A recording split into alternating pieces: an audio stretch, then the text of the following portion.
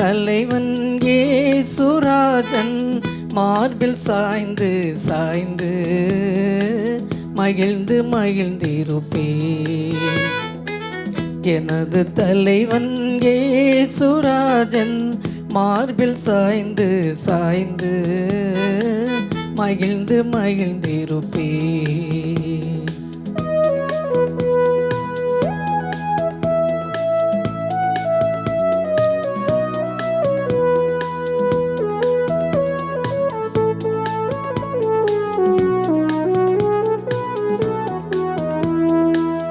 இதய தீபம் எனது தெய்வம் இரக்கத்தின் சிகரம். இதய தீபம் எனது தெய்வம் இரக்கத்தின் சிகரம். பார்த்து பார்த்து ரசித்து ருசித்து பார்த்து பார்த்து ரசித்து ருசித்து பரவசம் அடைவேன். நான் பரவசம் அடைவேன். எனது தலைவன் இயேசுராஜன் மார்பில் சாய்ந்து சாய்ந்து மகிழ்ந்து மகிழ்ந்திருப்பேன்.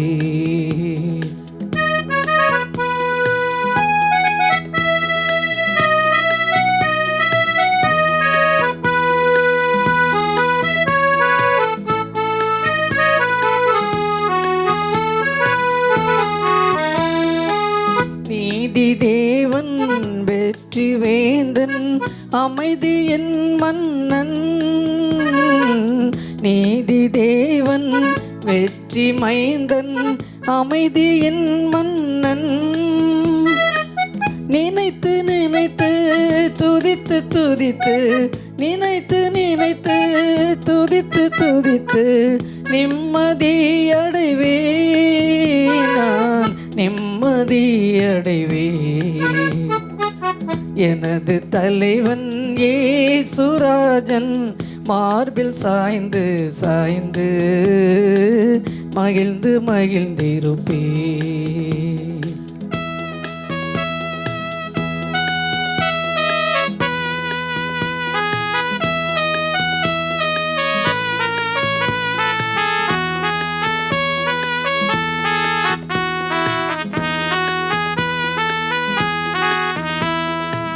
நல்ல மேய்ப்பன் குரலை கேட்பேன், நானும் பின் தொடர்வேன். நல்ல மேய்ப்பன் குரலை கேட்பேன், நாளும் பின் தொடர்வேன். தோளில் சுமந்து கவலை மறந்து தோளில் அமர்ந்து கவலை மறந்து தொடர்ந்து பயணம் செய்வேன். நான் தொடர்ந்து பயணம் செய்வேன்.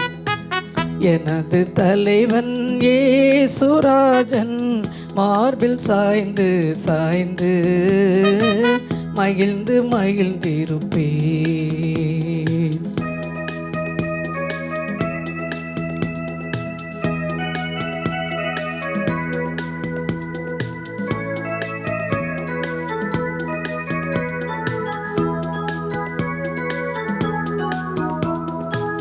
பசும்புல் மேய்ச்சல் அமர்ந்த தண்ணீர் அழைத்து செல்பவரே. பசும்புல் மேய்ச்சல் அமர்ந்த தண்ணீர் அழைத்து செல்பவரே. ஆத்துமாவை தினமும் தேற்றி ஆத்துமாவை தினமும் தேற்றி அணைத்து கொள்பவரே அணைத்து கொள்பவரே. எனது தலைவன் இயேசுராஜன் மார்பில் சாய்ந்து சாய்ந்து மகிழ்ந்து மகிழ்ந்திருப்பேன். மகிழ்ந்து மகிழ்ந்திருப்பேன். மகிழ்ந்து மகிழ்ந்திருப்பேன். மகிழ்ந்து மகிழ்ந்திருப்பேன்.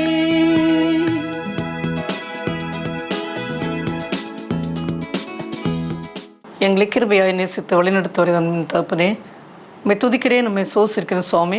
இந்த நாளிலே ஆண்டவரே அடிமை கொடுக்க போகிற செய்திக்காக உங்கள் சமூகத்தை நோக்கி நான் பார்க்கிறேன். என்னை மறைத்து நீர் வெளிப்பட வேண்டுமாய் செபிக்கிறேன். நீர் பேசும், நாங்கள் கேட்கிறோம், முற்றுமுடிய பொறுப்படுத்திக் துதிக்க நம்மையும் எல்லாம் ஒருவருக்கே செலுத்துகிறேன். இயேசு கிறிஸ்து நாமத்திலே ஜெபங்களை நல்ல பிதாவே, ஆமீன். கர்த்தருடைய மகத்தான நாமத்திற்கு ஸ்தோத்திரம் உண்டாவதாக. இந்த நாளுக்குரிய செய்தியின் தலைப்பு மறுபிறப்பு, born again. இதற்கு ஆதாரமாக எடுத்துக்கொள்ளப்பட்ட வேத வசனம் யோவான் சுசேஷம் 3வது அதிகாரம் 3வது வசனம். இயேசு அவனுக்கு பிரதியுத்தரமாக, ஒருவன் மறுபடியும் பிறவாவிட்டால் தேவனுடைய ராஜ்யத்தை காண மாட்டான் என்று மெய்யாகவே மெய்யாகவே உனக்கு சொல்கிறேன் என்றார். சார்ல்ஸ் ஸ்பர்ஜன் என்று சொல்லக்கூடிய ஒரு பிரபல ஊழியக்காரர் அவருடைய பிரசங்கத்தில் ஒரு நாள் சொன்ன ஒரு மிஷினரியை பற்றி சொன்ன காரியம் என்னென்னு சொன்னால், அந்த மிஷினரி ஆப்பிரிக்க தேசத்துக்கு போய் அங்கே ஊழிஞ்சை போயிருந்தார். அப்போ ஆதிவாசிகள் மத்தியிலேயே ஊழிஞ்சை போகும்போது ஒரு நாள் ஒரு வீட்டில் போய் ப்ரேயர் பண்ண போகும்போது அங்கே அந்த வீடு ரொம்ப அழுக்காக, கீழே தரை மண் தரையாக இருந்தது, ரொம்ப அழுக்காக இருந்தது. உடனே அந்த வீட்டில் உள்ளவரிடம் சொன்னார் அவர், தயவுசெய்து அதை கொஞ்சம் தண்ணி தெளித்து கொஞ்சம் துடைத்து விட்டீங்கன்னா நன்றாக இருக்கும், அழுக்காக இருக்கிறது, எப்படி இதில் உட்காருவது என்று சொல்லி. உடனே அந்த ஆதிவாசி மனுஷன் சொன்னான், ஐயா, இது ஒரு தரை, மண் தரை, அது மடுனால் ஆனது, தண்ணீரை விட்டு இப்பொழுது நாங்கள் தெளித்து அதை சுத்தம் பண்ண சொன்னால் என்ன தொழியாக ஆகிவிடும், ரொம்ப சளிகுழியாக ஆகிவிடும், அது செய்ய முடியாது. அப்படியே செய்ய வேண்டும் என்று சொன்னால் கம்ப்ளீட்டாக அதை எடுத்து விட்டு காங்கிரீட் மேலே போட்டோம் என்று சொன்னால்தான் அதை சுத்தமாக கழுவிடவோ அல்லது தண்ணீரை விட்டு துடைக்கவோ நம்மளால் முடியும். இல்லை என்றால் இன்னும் கொஞ்சம் மோசமாகிவிடும், அதில் உட்காரவே முடியாதுன்னு சொன்னாராம். அதுதான் ஒரு மனம் திரும்புதல், ஒரு புது சிருஷ்டியாக ஆவது. எப்போ நம்முடைய பழைய சுபாவங்கள் எல்லாவற்றையும் விட்டுவிட்டு புது சிருஷ்டியாக மாறி வருவதுதான் அந்த ஒரு born again என்று சொல்வது. இங்கே பரிசு வேதாந்தத்தில் பார்க்கும்போது ஒருவரை பற்றி பார்க்கிறோம். யோவான் சுவிசேஷம் 3வது அதிகாரத்தில் பார்க்கும்போது அங்கே நிக்கோதேம் என்று சொல்லக்கூடிய ஒரு பரிசேயன், அவன் யூதருக்குள்ளே ஒரு அதிகாரியாக இருக்கிறவன் வருகிறான். அவன் இயேசு கிறிஸ்து இரவிலே வந்து அவர் கேட்கிறார், நீ தேவனிடத்திலிருந்து வந்தவர் என்று எங்களுக்கு தெரியும், ஏனென்றால் தேவன் உன்னுடைய இல்லைன்னு சொல்ல இப்படிப்பட்ட அற்புதங்கள் அதிசயங்களாம் செய்ய முடியாது நாங்கள் அறிந்திருக்கிறோம்னு சொன்ன உடனே இயேசு அவனுக்கு பிரதித்திரமாக சொல்கிறார், நீ மறுபடியும் பிறக்காவிடில் பரலோக ராஜ்யம் போக முடியாது என்று சொல்கிறார். 3வது வசனத்திலே மறுபடியும் பிறவாவிட்டால் தேவனுடைய ராஜ்யத்தை காண மாட்டா என்று அவர் சொல்கிறார். உடனே நிக்கோதேமுக்கு அது புரியவில்லை. இவர் எப்படிப்பட்ட சொன்னால் இவர் நல்ல ஒரு போதகன், அது ஒரு பரிசேன், நல்ல ஒரு போதகன். அங்கே ஜனகரின்னு சொல்லக்கூடிய அந்த நீதிமன்றத்திலே ஒரு அங்கத்தினர், வாரத்திலே 2 நாள் உபவாசம் இருப்பவர், இன்னும் கூட ஒவ்வொரு நாளைக்கு 2 மணிக்கு ஒரு ப்ரேயரில் இருக்கிறவர், தசவப்பாக ஒழுங்காக கொடுக்கிறவர், இப்படிப்பட்ட சத்தியத்தை நன்றாக அறிந்தவர், மற்றவர்கள் போதிக்கிறவர். அப்படி இருப்பவருக்கு மறுபடியும் நீ பிறக்காவிட்டால் தேவனுடைய ராஜ்யத்தை அடைய பிரவேசிக்க மாட்டா என்று சொன்ன உடனே சொன்னது அவருக்கு புரியவில்லை. இவர் என்ன அடுத்து சொல்கிறான்னு சொன்னால், எப்படி மறுபடியும் பிறக்க முடியும், ஒரு முதிர் வயதிலே ஒரு திரும்ப பிறக்க முடியுமா, இல்லை தாயின் வயிற்றில் 2வது கற்பத்தை பிறக்க முடியுமா என்று சொல்லி அந்த கேள்வியை கேட்கிறார் ஆண்டவர் இயேசு கிறிஸ்துவிடம். அப்பொழுதுதான் ஆண்டவர் இயேசு சொல்ல, ஒருவன் ஜலத்தினாலும் ஆவினாலும் பிறவாவிட்டால் தேவனுடைய ராஜ்யத்தில் பிரவேசிக்க மாட்டேன் என்று மெய்யாகவே மெய்யாகவே உங்களுக்கு சொல்கிறேன் என்று சொல்கிறார். பிறகு என்ன சொல்ல, காற்றை போல, காற்று எல்லா இடமும் இருக்கிறது, ஆனால் யாரையும் நம்ம யாருக்குமே இது காற்று எப்படி இருக்கும்னு தெரியாது, ஓசையை கேட்கலாம், ஆனால் எங்கே இருந்து வருகிறது எங்கே இருந்து போயிருந்து தெரியாதது போல தான் மாம்சத்தினாலே பிறக்கிற மாம்சமாக இருப்பான், ஆவியினாலே பிறக்கிற ஆவியாக இருப்பான்னு சொல்லிவிட்டு அவர் நிக்கோதேமே அது எப்படி ஆகும் என்று கேட்ட உடனே சொல்கிறார். இயேசு அவனை நோக்கி 10வது வசனம், நீ இஸ்ரவேலில் போதனாக இருந்தும் இவைகளை அறியாமல் இருக்கிறாயா என்று சொல்லி அவனை கேட்கிறார். அப்பொழுதுதான் அவர் சொல்கிறார், மெய்யாகவே நான் சொல்கிறேன், நாங்கள் அறிந்திருக்கிறத சொல்லி நாங்கள் கண்டதை குறித்து சாட்சி கொடுக்கிறோம், நீங்களோ எங்கள் சாட்சியை ஏற்றுக்கொள்வதில்லை. பூமிக்கு அடுத்த காரியங்களை நான் உங்களுக்கு சொல்லியும் நீங்கள் விசுவாசிக்கவில்லையே, பரம காரியங்களை உங்களுக்கு சொல்வேன், ஆனால் எப்படி விசுவாசிப்பீர்கள்? பரலோகத்திலிருந்து இறங்கினவரும் பரலோகத்தில் இருக்கிறவமான மனுஷகுமானே அல்லாமல் பரலோகத்துக்கு ஏறினவன் ஒருவனும் இல்லை. இன்னும் தன்னை விசுவாசிக்கிற எவனோ அவன் கெட்டு போகாமல் நித்திய ஜீவனை அடையும்படிக்கு உயர்த்தப்பட வேண்டும். தேவன் தம்முடைய ஒரே பேரான குமாரனை விசுவாசிக்கும் எவனோ அவன் கெட்டு போகாமல் நித்திய ஜீவனை அடையும்படிக்கு அவரை தந்தரில் எவ்வளோ உலகத்தில் அன்பு கூர்ந்தார். உலகத்தை ஆக்கினைக்குள்ளாக தீர்க்கும்படி தேவன் தம்முடைய குமாரனை உலகத்தில் அனுப்பாமல் அவராலே உலகம் ரட்சிக்கப்படுவதற்காகவே அவரை அனுப்பினார் என்று சொல்கிறார். தம்முடைய சொந்த குமாரனை தேவன் இந்த உலகத்திற்கு அனுப்பி நம்முடைய பாவங்களுக்காக நம்மளை மீட்டுக்கொள்வதற்காக இந்த உலகத்திற்கு அவர் அனுப்பினார். அவர் பாடுகள் எல்லாம் பட்டார். பாவம் எப்படி உலகத்தில் பிறந்து நம்ம எல்லோருக்கும் தெரியும். ஆதாம் ஏவாள் மூலமாக அவர் கர்த்தருடைய தேவனுடைய கட்டளை மீறினபடினால் அவர்கள் அங்கே துரத்தப்பட்டார்கள். அவருக்கு பிறந்த காயின் ஆபேல் மேலே பொறாமை கொண்டு காயின் ஆபேலை கொலை செய்கிறான். அதுக்கு பிறகு சந்தையாக நாம் பாவத்திலே நம்முடைய தாய்மார்களெல்லாம் நம்மளை பாவத்திலே தான் கற்பம் தடுத்திருக்கிறார்கள் என்று நாம் சொல்ல முடியும். ஏன்னா ஜென்ம பாவம், இந்த ஜென்ம பாவத்தை யாராலுமே மாற்ற முடியாது. சிறு குழந்தைய கூட சில நேரங்களிலே நான் நினைப்போம், சின்ன பிள்ளையாக இருக்குது, ஆனால் எப்படி இந்த அளவுக்கு தந்திரமாக நடந்து கொள்ளிருந்து பார்ப்போம். இது அதுடைய குற்றம் அல்ல. நாம் பிறக்கும்போதே பாவத்திலே நம்முடைய தாய் நம்மை பிரெக்னண்டான காரணத்தினால் நம்முடைய சுவாபம் அப்படித்தான் இருக்கிறது. ஆனால் அந்த ஜென்ம சுவாபத்தையும் மாற்றுவதற்காக தான் அந்த பாவத்தின் சம்பளம் மரணம். ஆனால் தேவன் நம்மை மரணத்திற்கு ஒப்பு கொடுக்க அவருக்கு மனது கிடையாது. அவர் இரக்கம் உள்ளவர். தனது சொந்த குமாரனை இந்த உலகத்திற்கு அனுப்பி அவரை பாடுபட வைத்திருக்கிறார். அவர் சிலுவையில் இருக்கும்போது சொன்னார், என் தேவனே ஏன் என்னை கைவிட்டீர் என்று சொன்ன எவ்வளோ ஒரு பரிதாபமான ஒரு காரியம். இந்த உலகத்திலே வந்து அவர் நமக்காக அவர் எவ்வளவு அற்புதங்களையும் அதிசயங்களையும் அவர் செய்தார். நோயாளிகளை குணமாக்கின, குஷ்டர்களை தொட்டு சுகமளித்தார். என்னும் எத்தனையோ அற்புதங்களை திரளான கூட்டம் அவரை பின்தொடர்ந்து வரும்போது அவர் மேல் மனதுருகி அவளுக்கு ஏதாவது கொடுங்கள் என்று சொல்லி அவர் அந்த அளவுக்கு மனதுருகிற ஒரு தேவன். அவர் எல்லாம் ஒவ்வொரு நாளும் பார்த்து கொண்டு இருந்தவர்கள் தான். ஏன் இறுதியிலே பரபாசை ஒவ்வொரு வருடமும் ஒருவனை விடுவிக்க வேண்டும். அப்பொழுது பரபாஸ் என்பவன் இருக்கிறான், அவனை விடுவிக்க சொல்கிறார் தவிர அவர் இயேசு கிறிஸ்துவே அப்படி சொல்லும்போது கிறிஸ்துவை விடுவிக்கலாமா என்று கேட்டதற்கு மக்கள் எல்லாம் மக்கள் பெரியவர்கள், பெரிய போதகர்கள் எல்லோருமே மத போதகர்கள் எல்லோருமே என்ன சொன்னால் இயேசுவை அறையுங்கள் என்று சொல்லி பரபாசியோ விடுவீங்கள் என்று சொன்னார்கள். இவ்வளோ தூரம் நல்லவராக அவர் நடந்து கொண்ட போதும் அவர் கிடைத்த ஒரு காரியம் கிடைத்தது அந்த சிலுவை மரணம்தான். ஆனாலும் அவர் 3ஆம் நாளில் உயிர்த்தெழுந்து இன்றும் நமக்காக பகிர்ந்து பேசி கொண்டிருக்கிறார்னு சொன்னால் ஆண்டவராய் கர்த்தர் நம்மேல் பாராட்டின ஒரு அன்பு. இந்த பாவம் நம்முடைய ஜென்ம பாவத்தை நம் சுவாபத்தை மாற்ற வேண்டும், ஒரு மறு ஜென்மம் ஆக வேண்டும் என்று சொன்னால் ஆண்டவராய் இயேசு கிறிஸ்துவை சொந்த இரட்சகராக நாம் ஏற்றுக்கொண்டு நம்முடைய பாவங்களை அறிக்கையிட வேண்டும். நாம் நினைத்து கொள்ளலாம், நான் ஞானஸ்நானம் எடுத்து விட்டேன், பாவத்தையெல்லாம் விட்டுவிட்டேன், அப்படி அறிக்கையிட்டு விட்டு இரக்கம் பெற வேண்டும். அவனிடம் எப்பொழுது நாம் இரக்கம் பெறுவோம் என்று சொன்னால் நம்முடைய குணங்கள் என்னென்ன ஒரு மனந்திரமின் அனுபவத்தை வந்த பிறகு வருவதற்கு முன்பதாக எதெல்லாம் இருந்ததோ அதெல்லாம் பழையதெல்லாம் களைந்து ஒரு புதிய சிருஷ்டியாக மாற வேண்டும். என்னென்ன நம்முடைய ஜென்ம சுவாபமான எவ்வளவு மோசமான குணங்கள் எல்லாம் நம்மளோட உண்டு, எல்லோருட்டுமே உண்டு. நாம் போகிறோம், ஆலயத்துக்கு செல்கிறோம், எல்லாம் செய்கிறோம், மாதந்தோறும் அல்லது வாரந்தோறும் நம் கம்யூனியன் எடுக்கிறோம், எல்லாம் செய்கிறோம். அது எடுக்கும்போதே நமக்கு ஒரு பயம் இருக்கிறது. அடுத்த கம்யூனியன் போவதற்கு முன்பதாக ராஜபோஜன பந்தியில் நாம் பங்கெடுப்பதற்கு முன்பதாக நினைத்து பார்க்கிறோமா, என்னென்ன பாவம்லாம் அதே தானே திருப்பி நாம் செய்து கொண்டு இருக்கிறோம். அது அந்த மறுபிறப்பின் அனுபவம் என்று சொல்வது பழைய பாவங்களை விட்டு ஒரு புது சிருஷ்டியாக நாம் மாறுவதுதான். அது அவ்வளோ ஒரு ஈஸியான காரியம் கிடையாது.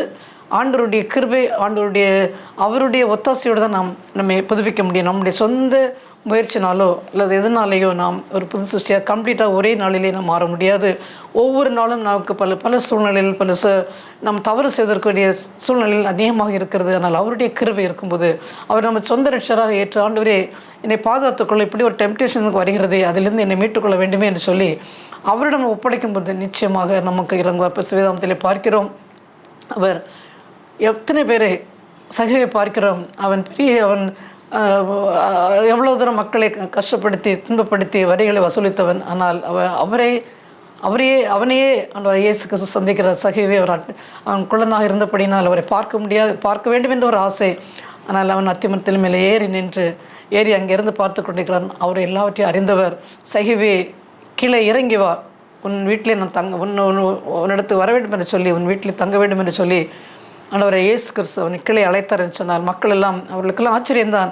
இப்படிப்பட்ட இவ்வளோ மோசமானவன், மக்களுக்கு வற்புறுத்தி வரையெல்லாம் வசூலிக்கிறவன் அல்ல, அவன் தலைவன் அல்ல, வாய்க்காரனுடைய தலைவன், எப்படி அவருடைய வீட்டில் போய் தங்க வேண்டும் என்று சொல்கிறார் என்று சொல்லி அவரெல்லாம் ஒரு கோபத்தோடும் இன்னும் ஒரு வியப்போடு தான் பார்த்தார்கள். ஆனால் அவர் நம்முடைய தேவன், ஆண்டவராய் இயேசு கிறிஸ்து அப்படிப்பட்ட மனதுருகிற தேவன். எந்த பாவியும் அவர் நேசிக்க அவர் சித்தமுள்ளவராக இருக்கிறார். இன்னும் பாவத்தில் பிடிப்பட்ட ஸ்திரியை பிடித்து கொண்டு வருகிறார்கள். மோசே நியாயப்பிரமாணத்தின்படி அவள் கல்லிருந்து கொல்லப்பட வேண்டும். ஆனால் அவர் நினைத்து பார்க்கிறார், இந்த ஒரு கூட்டத்திலே அத்தனை ஆண்களும் இருக்கின்ற ஒரு கூட்டத்திலே அவர் தவறு செய்த ஆணை கொண்டு வரவில்லை. அந்த கூட்டத்தின் மத்தியிலேயும் அவளை அழைத்து கொண்டு வந்து பெரியவர்கள் சிறியவர் சிறுவர்கள் கூட இருந்தாலும் படிக்கிறோம். அந்த அளவுக்கு அவளை கொண்டு வரும்போது அவரை நினைத்தது என்ன, அவளுடைய இருதயம் எப்படி இருந்திருக்கும் என்று சொல்லி அவர் எதுவுமே செய்யவில்லை. கீழே தரையில் எழுதி கொண்டிருந்தார். எழுதி கொண்டிருந்தது அவள் அங்கே நின்று கொண்டதை பார்த்த உடனே, உங்கள் யாராவது நல்லவன் என்றால் முதல் கல்லை அவள் மேல் எரிய கடவுள்னு சொன்ன உடனே எல்லோரும் குத்தப்பட்டவர்களாக போய்விட்டார்கள். ஆனால் ஒரு இயேசு கிறிஸ்துவனுடைய ட்ரீட்மெண்ட் அப்படித்தான்.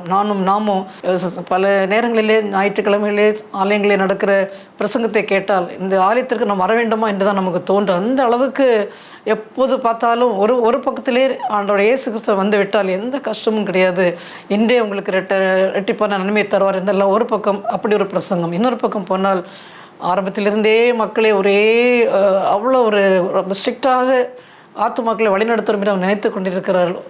ரொம்ப ஒரு சோகத்தோடு ரொம்ப ஒரு கவலையோடு பாரத்தோடு இந்த ஆலயத்திற்கு வந்தால் நமக்கு ஒரு ஆறுதல் கிடைக்குமே என்று அவர் வரும்போது, இங்கே எச்சரிப்பு செய்தி பயங்கரமான எச்சரிப்பு செய்தி போய்கொண்டிருந்தால் திரும்ப அந்த ஆலயத்துக்கு அவர் வருவார்கள், வரமாட்டார்கள். எனவே அவர் இயேசு கிறிஸ்துவனுடைய அந்த ஒரு மனதிற்கும் இருக்க வேண்டும். அதே நேரத்தில் அவர் கோவப்பட்டார். ஆலயத்தில் எல்லாம் வெறுக்கிறவர்களும் கொள்கிறவர்களுமா இருக்கிற இடத்துல அவர் பயங்கரமாக கோவப்பட்ட சாட்டை எடுத்து எல்லாம் வெளியே விரட்டினார். எல்லா காசையெல்லாம் தலைகளை அந்த பெட்டியெல்லாம் போட்டு தட்டினார், அதெல்லாம் செய்தார். அது ஏனென்றால் அது என்னுடைய பிதாவினுடைய இடம் என்று சொன்ன அந்த ஒரு காரியத்தினால். ஆனால் மற்ற இடங்களெல்லாம் பார்க்கும்போது அவ்வளோ ஒரு மனதுருக்கம் உடையவராக அவர் இருக்கிறார்.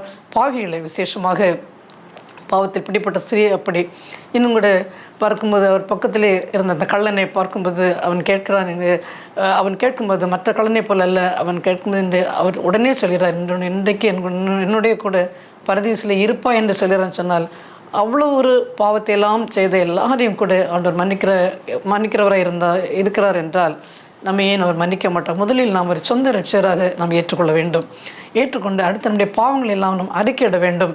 நான் எப்பொழுதுமே நம்ம நல்லவன் என்று நினைத்து கொண்டிருக்கிறோம். மற்றவர்களை பார்க்கிலும் நான் எல்லாவற்றையும் நல்லவள், அவர்களைப் போலவா நான் பாவத்தை செய்து கொண்டிருக்கிறேன் நாம் நினைப்போம்.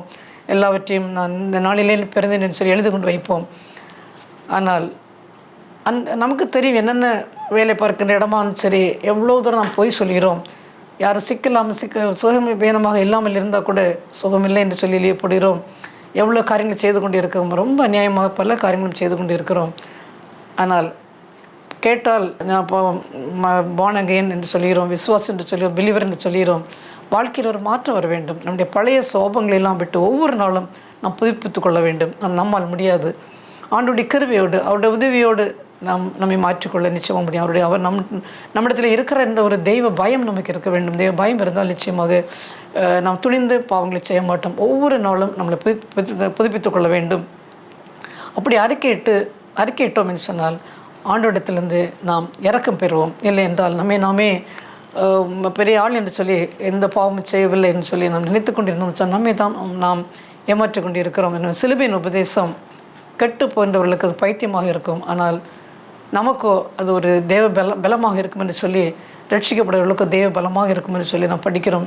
இந்த சுவிசேஷங்களை சொல்லும்போது கெட்டு போன்றவர்களுக்கு அது பைத்தியமாக இருக்க, இவர்களுக்கு என்ன பைத்தியம் பிடித்து விட்டதா, என்ன ஆவியினாலும் ஜலத்தினாலும் பிறவாவிட்டால் தேவனுடைய ராஜ்யத்தை பிரவேசிக்க முடியும் என்றெல்லாம் சொல்கிறார்கள். இது என்ன இருக்கிறதுன்னெல்லாம் சொல்லி பைத்தியமாக தான் நம்ம பேசுவது ஒரு பைத்தியமாக தோன்றும். ஆனால் ரட்சிக்கப்படுகிறவர்களுக்கோ அது ஒரு தேவ பலமாக இருக்கும். அந்த தேவ பலம் நமக்கு இல்லை என்று சொன்னால் நிச்சயமாக ஒவ்வொரு நாளும் நம்ம புதுப்பித்துக் கொள்ளவே முடியாது. ஏன்னா புது சிருஷ்டி அனுபவம் என்பது சொல்வது, born again என்று சொல்வது ஒரே நாளிலே நாம் கம்ப்ளீட்டாக மாற முடியாது. ஒவ்வொரு நாளுமே நம்மை ஆண்டவரிடம் நம்மளை ஒப்படைத்து, ஆண்டவரே எனக்கு இந்த நாளிலே நீர் என்னை வழிநடத்தும், எந்த ஒரு பாவ செயலும் செய்யாதபடி என்னை தடுத்து நிறுத்தும் என்று சொல்லி அந்த ஒரு பலம் அவரிடம் அப்படியே நாம் சரண்டர் ஆகும்போது அவர் நிச்சயமாக நமக்கு உதவி செய்வார். பல வேளைகளிலே சில செய்திகள் மூலமாக நாம் மாற்றப்படலாம். அல்லது சில ட்ராக்ஸ் வழியிலே பார்க்கும்போது திடீரென்று வழியிலே கிடக்கும் ட்ராக்ஸ் எடுத்து பார்த்தால் அது நம்மோடு பேசுவது போல இருக்கும். அப்படித்தான் ஒரு சர்ஜன், ஒரு பெரிய ஒரு சர்ஜன், அவர் நடந்து கொண்டு போகும்போது ரோட்டிலே காரை நிப்பாட்டி விட்டு நடந்து கொண்டு போகும்போது ஹாஸ்பிட்டலில் போகும்போது அவர் பூட்ஸ் பக்கத்தில் ஒரு பேப்பர் அவர் பார்த்தார். எடுத்து பார்க்கும்போது அங்கே சத்தியம் அதை படித்தார். அந்த இயேசு கிறிஸ்து பற்றியும் அவருடைய பாடுமரணம் எதற்காக யாருக்காக மரித்தார், நமக்காக மரித்தார் என்று எல்லாம் சொல்லி படித்த உடனே அவர் வாழ்க்கை கம்ப்ளீட்டாக மாறி அவருடைய மெடிக்கல் ப்ரொஃபஷனோடு மட்டுமல்ல அதோட ஊழியத்தையும் செய்கிற அளவுக்கு ஆண்டவர் அவரை மாற்றினார். எனவே நம்ம பல நேரங்களில் இப்படி எச்சரிப்பான ஒரு காரியம் வரும். நாமே மாற்றிக்கொள்ள முடியாது. ஆண்டவர் பேசலாம், ஆண்டவர் மக்கள் மூலமாக, ஒரு தேவ மனிதன் மூலமாக பேசலாம். இப்படி பல காரியங்கள் நடக்கும். சில கனவுகள் மூலமாக கனவிலே பேசலாம். பவுல் எப்படியாக சவுலை பவுலாக ஆண்டவர் மாற்றினார். இது போல் பல காரியங்களை அவரால் செய்ய முடியும். போச்சுனாலும் ஆண்டவருக்கு நம்மை அப்படியே அர்ப்பணிக்கும் போது நிச்சயமாக நான் ஒரு மறுபிறப்பின் அனுபவத்துக்கு வருவதற்கு அவருடைய ஒத்தாசை நமக்கு நிச்சயமாக தேவைப்படுகிறது. பிறகு நாம் என்ன செய்ய வேண்டும் சொன்னால், அவர் அதை மாறிவிட்டு அப்படியே சும்மா இருக்க நற்கிரியை நாம் செய்ய வேண்டும். ஆண்டவராகிய கர்த்தரை சந்தோஷப்படுத்தத்தக்கதாக நாம் நற்கிரிகளை நாம் செய்ய வேண்டும். எல்லா பாவங்களெல்லாம் நாம் விட்டு நம்மை பார்க்கின்ற மறு சிருஷ்டி என்றால் மற்றவனை பார்க்கும்போது, முன்னால் எவ்வளோ ஒரு அவன் குடித்து ரோடெல்லாம் அப்படி தள்ளாடி கொண்டு வருவானே, எவ்வளோ ஸ்மோக் பண்ண ஒரு நாளைக்கு, இப்போ பேசுவதெல்லாம் கெட்ட வார்த்தை, எப்படி இந்த ஒரு மாற்றம் வந்தது என்று அவர் நம்மிடமே அவர் பார்க்க வேண்டும். அதுதான் அந்த ஒரு மறுபிறவின் அனுபவம் என்பது. பழைய நம்மை பார்க்கின்றவர்களே ஒரு வித்தியாசத்தை நம்மில் அவர்கள் காண வேண்டும். இல்லை என்று சொன்னால் எந்த ஒரு பிரயோஜனமும் கிடையாது. நான் ஒழுங்காக ஆலயத்துக்கு சென்றால் இந்த நிக்கோதேமும் பெரிய ஒரு பரிசேயன், அவன் அந்த ஒரு சங்கரின் சொல்லக்கூடிய அவளுடைய அந்த நீதிமன்றத்திலே ஒரு அங்கத்தினர், வாரத்திலே 2 நாள் உபவாசம் இருந்து இருப்பவர், ஒவ்வொரு நாளும் 2 மணிக்கூர் ஜெபிப்பவர், தசவம் பார்த்து ஒழுங்காக கொடுப்பவர். நாம் எல்லாம் செய்து கொண்டு தான் இருக்கிறோம். ஆனால் அவரை இயேசு கிறிஸ்து அவரை பார்த்து என்ன சொன்னால், ஒரு ஜலத்தினாலும் ஆவியினாலும் பிறக்காவிட்டால் நம்முடைய தேவனுடைய ராஜ்யத்தில் பிரவேசிப்பது இல்லை என்று சொல்கிறார். மறுபடியும் பிறக்க வேண்டும் என்று சொல்கிறார். ஆனால் அவருக்கு அது புரியவில்லை. இந்த அளவுக்கு ஒரு போதராக இருந்த பிறகு கூட நிக்கோதேமுக்கு மறுபிறவின் அனுபவம் என்றால் என்ன என்று சொல்லி அவருக்கு புரியாமல் இருந்தது போது நாமும் நம்மை ஏமாற்றி கொண்டு இருக்கிறோம். நாம் மாறிவிட்டோம், மானகேன் என்று நாம் சொல்லிக்கொண்டு நம்மை ஏமாற்றி கொண்டு இருக்கிறோம். சிந்து பார்க்க வேண்டும். ஒவ்வொரு நாளும் எந்த அளவுக்கு நாம் நம்முடைய வாழ்க்கையை நாம் பழைய சோபங்கள்லாம் விட்டு வந்து கொண்டு இருக்கிறோமா என்று சொல்லி நாம் யோசித்து பார்க்க வேண்டும். எனவே இங்கே பார்க்கும்போது நிக்கோதேமும் இயேசு கிறிஸ்துவின் அவருடைய அந்த டிஸ்கஷனை பார்க்கும்போது ஆண்டவர் இயேசு கிறிஸ்து தான் சொல்ல, இவ்வளவு உனக்கு இருந்தாலும் பிரயோஜனம் கிடையாது, நீ மாற வேண்டும் என்று தான் அவருக்கு அந்த சத்தியத்தை சொல்கிறார். ஆண்டவர் இயேசு கிறிஸ்து இதற்காக ஆக்கினைக்குள்ளாக நம்மை தீர்க்கும்படி வரவில்லை. 14 வருஷத்திலே உலகத்தை ஆக்கினைக்குள்ளாக தீர்க்கும்படி தேவன் தம்முடைய குமாரனை உலகத்தில் அனுப்பாமல் அவராலே உலகம் ரட்சிக்கப்படுவதற்காகவே அவர் அனுப்பினார். நான் அப்படி மாறும்போது நம்முடைய வாழ்க்கையில் பல கஷ்டங்கள் துன்பங்கள் வரதான் செய்யும். இப்படி ஒரு பொது சிருஷ்டியாக மாறிவிட்டால் வாழ்க்கை அப்படியே ரொம்ப சந்தோஷமாக இருக்கும். செய்வதெல்லாம் பாக்கியம் என்பது கிடையாது. அநேகமான நமக்கு பிரச்சனைகள் வரும். நம்முடைய குடும்பத்திலிருந்து வரலாம், உடன்பிறப்பிலிருந்து வரலாம், நண்பர்களிலிருந்து பல காரியங்கள் வரலாம். ஏனென்றால் அவர்கள் சொல்வதை போல் நம்ம கேட்காமல் வித்தியாசமாக ஆண்டவருக்கு பயந்து நடக்கும்போது, இவர்கள் என்ன நம்ம எதை சொன்னாலும் கேட்க மாட்டேங்கிறார்கள் என்று சொல்லி ஒரு மேலே அவர்களுக்கு ஒரு கோபம் வரும், ஒரு வெறுப்பு வரும். நாம் பார்க்கிறோம், நம்ம நல்ல முறையிலே நன்றாக நம்ம பழகிறவர்கள் கூட இப்படி ஒரு திரும்பி வரும்போது அவர் மேலே ஒரு கோபம் வரத்தக்கதாக ஒரு குணங்கள் அவர்களுக்குமே வரும். ஆனால் கொஞ்ச நாட்களே அவள் புரிந்து கொள்வார்கள். ஏதோ பழைய காலத்தில் அவ்வளோ ஒரு மோசமான குணங்களாக இருந்து இப்போது எவ்வளோ ஒரு பரிசுத்த வாட்டியாக மாறிவிட்டாள் என்று பார்ப்போம். அவர்களுக்குள்ளால் கூட ஒரு மாற்றத்தை கொண்டுவதற்கு நம்முடைய ஒரு பானகேன் எக்ஸ்பீரியன்ஸ் மற்றவர்கள் மாற்றக்கூடிய ஒரு இதிலே வரும். யோசேப்பை பார்க்கிறோம். யோசேப்பை பற்றி போத்திபார் வீட்டிலே அவர் எல்லாவற்றையும் கொடுத்து விட்டார். போத்திபார் ஏனென்றால் அவர் மூலமாக அந்த வீட்டை ஆசீர்வதித்திருந்தார். அவ்வளோ தூரம் எல்லாம் உயர்த்தின பிறகு ஒரு என்ன வந்தது, ஒரு மகள் போர்த்துபாருடைய மனைவி மூலமாக அவள் தவறாக நடக்க முயற்சித்தாள். அவர் தேவனுக்கு பயந்து ஓடினார். ஆனால் நடந்தது என்ன, அந்த போத்திபார் கூட நினைத்து பார்க்கவில்லை. மனைவி சொன்னால் என்ற காரியத்திற்காக அந்த அளவுக்கு அவரை உயர்த்தி வைத்தவர். எல்லாவற்றையும் வீட்டில் எல்லா அதிகாரத்தையும் அவர் கொடுத்தவர். மனைவி சொன்ன ஒரு காரணத்துக்காக நடந்திருக்குமா, இப்படிப்பட்ட நல்ல பயனல்லோ என்று கூட கேட்காதபடி உடனேயே அங்கே அவர் ஜெயிலில் வைக்கப்படுறார் என்று பார்க்கும்போது நம்ம எவ்வளவு நல்ல ஒப்பீனியன் வைத்தவர்கள் கூட நம் மாற்றங்களை பார்க்கும்போது அவர்களுக்கு அதை புரிந்து கொள்ள முடியாது. ஆனால் நாம் அதற்கு பயந்து யோசிப்பு அதிலே தன்னை தற்காத்து கொண்ட காரணத்தினால்தான் பிற்காலத்தில் உயர்த்தப்பட்டான்னு பார்க்கிறோம். என்னுடைய சூழ்நிலைகள், நண்பர்கள் ஒருவேளை அவர்களோடு பழகாமல் இருக்கும்போது நம்மை ஒதுக்கி வைக்கலாம், பரியாசம் பண்ணலாம். அவன் பெரிய உடனே கடவுளுக்கு கூட உள்ளவன் அப்படிலாம் சொல்லி சில நேரங்களில் காலேஜில் கூட ஃப்ரெண்ட்ஸ் எல்லாம் பரியாசம் பண்ணவர்கள் அவர்களுடைய தவறான பாதையிலே நாம் அவர்கள் கூடவே போகாமல் இருந்தால் நிச்சயமாக அவர்களெல்லாம் பரியாசம் பண்ணாலும் பல பிள்ளைகள் என்ன செய்கிறார்கள் சொன்னால் வீக்காக இருக்கிறார்கள், நாம் சேரவில்லைன்னு சொன்னால் ஒதுக்கி விடுவார்கள்னு சொல்லி அவர்களும் நல்லவர்களாக இருந்தால் கூட இந்த தவறான அனுபவம் மூலமாக அவர்களும் தவறக்கூடிய சூழ்நிலை வருகிறது. அந்த நேரத்தில் நாம் எப்படி பிள்ளைகளையும் கூட நாம் நல்ல ஒரு உபதேசங்களை சொல்லி பிள்ளைகளுக்கு சொல்லிக் கொடுத்து இப்படிலாம் போகக்கூடாது, ஆண்டவருக்கு பயந்து நடக்க வேண்டும் சொல்லி அவளுக்கு நாம் நல்ல உபதேசங்களை சொன்னால் அவர்கள் அந்த மாதிரி சூழ்நிலை வரும்போது தங்களை தற்காத்துக் கொள்வார்கள். திருமார்க்குடைய சங்கீதம் 1ஆம் அதிகாரத்தில் பார்க்கிறோம். திருமார்க்குடைய 1ஆம் வசனம், திருமார்க்குடைய ஆலோசனை நடவாமலும் பாவிகளுடைய வழியில் இல்லாமலும் பரியாசக்காரர் உட்காரும் இடத்தில் உட்காராமலும் கர்த்தருடைய வேதத்தில் பிரியமாக இருந்து இரவும் பகலும் அவருடைய வேதத்தை தியானமாக இருக்கிற மனுஷன் பாக்கியவான். பல நேரங்களெல்லாம் பரியாசக்கூடிய கூட்டத்தில் இருக்க வேண்டிய சூழ்நிலை வரும். அவள் தவறாக பேசி அப்படி ஒரு சிரிப்பு, ரொம்ப நம்ம சிரிப்பு உண்டாகக்கூடிய பேசினால் கூட நாம் சிரிப்போம். ஆனால் சிந்தித்து பார்க்க வேண்டும், அது நமக்கு சரிதானா என்று சொல்லி நாம் சிந்தித்து பார்த்து அந்த அப்படிப்பட்ட கூட்டங்களில் விலகி கொள்ள வேண்டும். அதான் ஒரு மறு பிறவியின் அனுபவம் என்று சொல்வது. முதலில் ஆண்டவரை இயேசு கிறிஸ்து சொந்த இரட்சகராக ஏற்றுக்கொள்ள வேண்டும். நிக்கதோமியை போல எல்லாம் இருக்கிறது, ஆனால் அவனுக்கு அது புரியவில்லை. மறுபிறவின் அனுபவம் என்றால் என்னென்று புரியாதபடி முது வயதிலே திரும்ப பிறக்க முடியுமா, தாயின் கற்பத்தை திரும்ப நமக்கு உண்டாக முடியுமா என்றெல்லாம் சொல்லி சந்தேகங்கள் வருகிறது. அவருக்கு சந்தேகம் நல்லதுதான். நாமும் நம்ம ஏமாற்றி கொண்டிருக்கிறோம், எல்லாம் செய்து கொண்டிருக்கிறோம். அதனால் நிச்சயமாக பரலோக ராஜ்யத்தில் நமக்கு இடம் உண்டுன்னு சொல்லி நினைத்து கொண்டிருக்கோம். ஆனால் அது அல்ல. ஒவ்வொரு நாளுமே நாம் நம்முடைய பாவங்களை அறிக்கையிட்டு தேவனுடைய ஒத்தாசையோடு நம்மை புதுப்பித்து கொண்டே இருந்து ஆண்டு விரும்புகிறபடி நற்கிரைகளை செய்தோம்னு சொன்னால் அதுதான் ஒரு மறுபிறவியின் அனுபவம். கர்த்தர் தாமே இந்த செய்தி ஆசிரியப்பராக ஜெபம் செய்வோம். நண்பின் தகப்பனே, அப்பா உம்மை துதிக்கிறேன், சோசிருக்கிறேன். இந்த நாளிலேயும் நீர் கொடுத்த இந்த செய்திக்காக உமக்கு நன்றி. யாரோ ஒருவருக்காக தான் செய்தியை கொடுத்த பேர் சுவாமி. ஆண்டவரே, நாங்கள் எல்லாவற்றையும் ஆண்டாண்டு காலமாக ஞானஸ்நானம் எடுத்து அந்நிய பாஷையை பேசி எங்களுடைய பிறப்ப மாறிவிட்டெல்லாம் சொல்லி நாங்கள் நினைக்கிறோம். ஆனால் எங்கள் ஜென்ம சோபங்களிலிருந்து நாங்கள் மாறாமல் தான் இருக்கிறோம் சுவாமி.